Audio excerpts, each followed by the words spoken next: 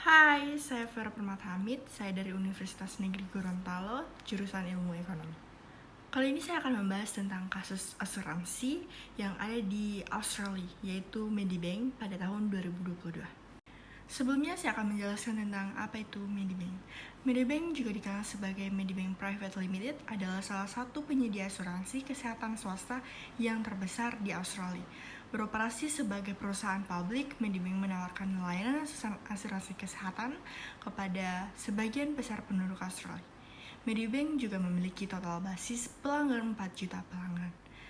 Pada kesempatan kali ini saya akan membahas tentang Medibank yang menghadapi serangan siber pada sistemnya yang menyebabkan kebocoran informasi pribadi pelanggan di web gelap. Yang pertama kita akan membahas tentang garis waktu serangan siber peretasan Medibank. Dimulai dengan akses aktor yang tidak dikenal ke database Medibank yang memiliki kredensial individu. Medibank menemukan beberapa aktivitas biasa dalam sistem pada 13 Oktober 2022 kemarin.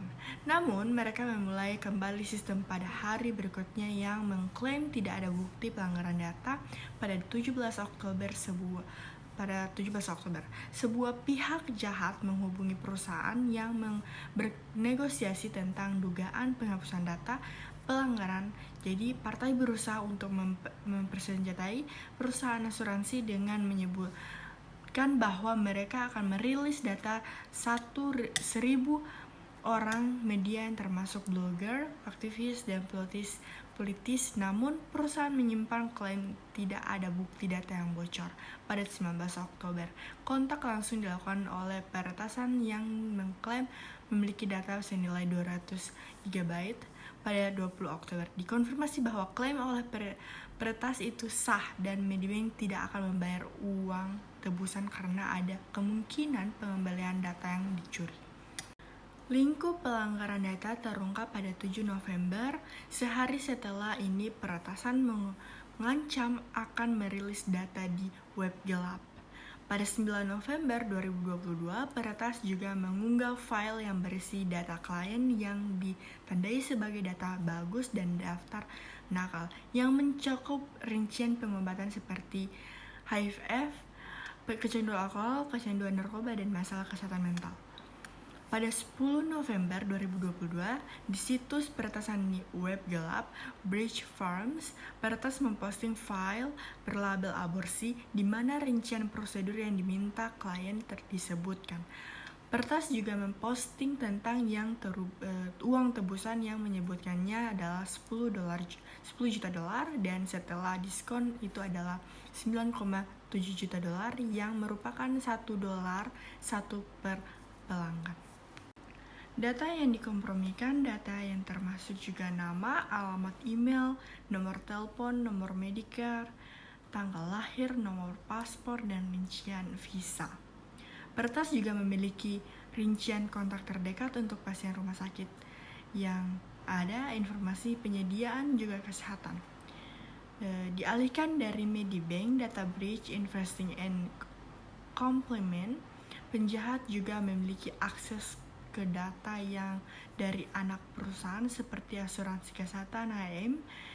Mereka asuransi kesehatan kecil yang dimiliki oleh perusahaan, namun perusahaan telah menekankan bahwa tidak ada rincian kartu kredit atau perbankan yang dikompromikan ataupun dialihkan dari Trouble 2022. Bagaimana pelanggaran data terjadi? Yaitu setelah mendapatkan akses, aktor jahat tersebut menunjukkan lokasi database pelanggan. Selanjutnya, mereka menggunakan kredensial istimewa yang dicuri untuk membuat skrip yang mengotomatiskan proses collateralizing data pelanggan. Data yang dicuri dikompromisikan menjadi file zip dan dilekskrustasi melalui dua breakthroughs yang sudah ada sebelumnya. Tim keamanan Medibank dilaporkan mengidentifikasi aktivitas yang mencurigakan dan segera menutup kedua pintu belakang meskipun tidak ada sebelum 200 GB data pelanggan telah dikompromikan. Adapun respon investigasi dan tindakan hukum Kantor Komisaris Informasi Australia atau OAC melalui penyelidikan terhadap praktik penanganan informasi pribadi di Medibank setelah pelanggaran data yang dapat diberitahukan. Mereka harus menyelidiki apakah Medibank mengambil langkah yang wajar untuk melindungi informasi yang mereka miliki atau menyusun insiden bahwa bisnis akan didenda 50 miliar dolar karena telah melanggar berulang undang-undang yang sebelumnya akan diterapkan pada Medibank. Karena pelanggaran terjadi sebelumnya menghasilkan 2,2 MAVP, menginformasikan bahwa dari Interpol akan digunakan untuk melacak peretas. Meskipun Medibank mengambil tindakan yang mengatasi kelemahan kontrol tertentu, masih ada banyak area yang harus difokuskan untuk meningkatkan keamanan. Menanggapi lonjakan intrusi siber, Australia mendirikan sebuah lembaga pada bulan Februari untuk mengawasi investasi pemerintah dan mengkoordinasikan tangkapan terhadap serangan hacker, sehingga meningkatkan langkah-langkah keamanan JAWS and Medicare pada 2023. Australia secara terbuka menyebut negara Rusia Alexander Ermakov yang diduga anggota geng Reinforce Rusia Revil bertanggung jawab atas serangan itu. Diyakinkan bahwa Revil juga bertanggung jawab atas serangan besar di Amerika Serikat dan di tempat lain. Data yang dicuri tidak hanya dari pelanggan Australia tetapi 1,8 juta pelanggan internasional yang dialihkan dari Young and Weidman 2024. Dengan adanya kasus ini ada pun dampak, yaitu regulator perbankan Australia telah mengarahkan Medibank untuk mengalokasikan tambahan sebesar 250 juta dolar atau 167 juta dolar dalam modal karena kerentanan keamanan informasi yang terpapar selama insiden peretas yang signifikan menghasilkan penurunan 4,6% dalam saham, penurunan intraday terbesar sejak akhir Oktober tahun lalu.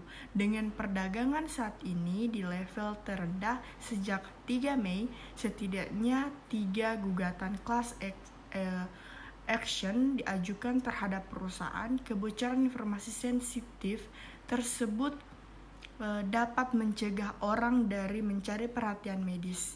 Seorang scammer dapat mengancam pasien tentang rincian medis mereka, juga mengancam dengan menyebutkan rincian lokasi di mana pasien mencari bantuan medis.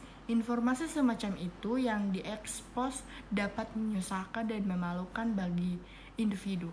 Risiko penipuan phishing juga meningkatkan setelah kebocoran seperti itu yang dialihkan dari Tribun 2022.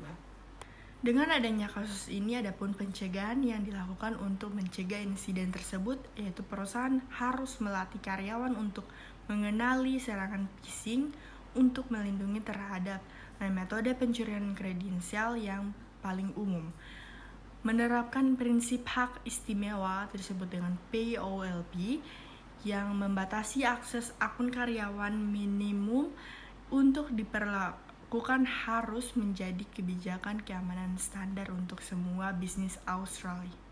Dengan memperpanjang timeline serangan, POLP meningkatkan kemungkinan mendeteksi dan mencegah pelanggaran tersebut, seperti yang ditunjukkan selama insiden Medibank. Meskipun penyerangan memungkinkan menjadi geng ransomware, tindakan cepat Medibank dalam mematikan backgrounds mencegah serangan mencapai fase inscripts segmenters jaringan harus dilakukan, yang melibatkan membagi jaringan menjadi segmen atau zona yang berbeda untuk meningkatkan keamanan. Ketika data sensitif berada di zona tertentu, permintaan koneksi ke area tersebut harus dialihkan melalui server lompat yang bertindak sebagai gateway yang dibentangi untuk mengelola akses ke zona sensitif, sehingga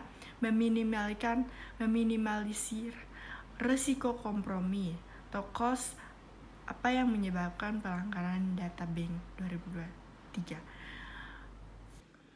Oke guys, itu dia kasus asuransi terbesar yang ada di Australia, tepatnya di Medibank pada tahun 2022. Medibank ini adalah kasus asuransi kesehatan swasta yang terbesar di Australia. Terima kasih sudah menonton video saya kali ini. Thank you for watching. Bye bye, see you next video.